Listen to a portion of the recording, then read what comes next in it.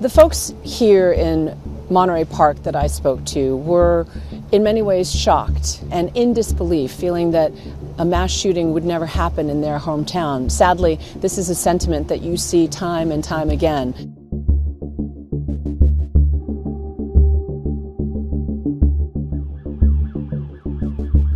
72-year-old Juju Chang is a good deal older than the mass shooters that we're used to. Usually school shooters, according to studies, ages between 18 and 24. If you think of workplace shootings, data suggests that those shooters tend to be within 30 to 40 years old. There's one RAND study that between 1976 and 2018, 82% of mass shooters in the U.S. were under the age of 45. So this is a bit of an anomaly. But perhaps what distinguished this shooting was that it took place right in the midst of a Lunar New Year celebration, piercing a hole right into the middle of this town. Monterey Park is known as one of the first suburban Chinatowns. It is 65% Asian American and predominantly Chinese American, and therefore Chinese New Year or Lunar New Year is the height of celebration, and it was in that backdrop, just hours after a major parade, that gunshots rang out inside this ballroom. This community was devastated.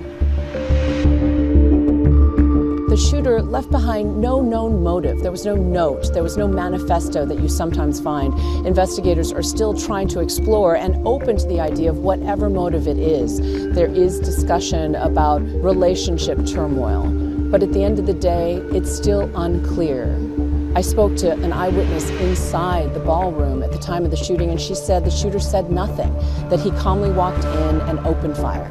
And few people that we spoke to actually knew this alleged shooter. There were no family or friends that spoke out. We tracked down one neighbor who hadn't seen him in a good decade. She recalls a man who was friendly, who was known for being charismatic as a dancer, and so when she saw the mugshot, she found him to be unrecognizable. I spoke to a gun control expert who's been studying data for 40 years, and he said no community is immune, and this isn't everybody else's problem, this is our problem, and it's only a collective solution that might get us out of this darkness.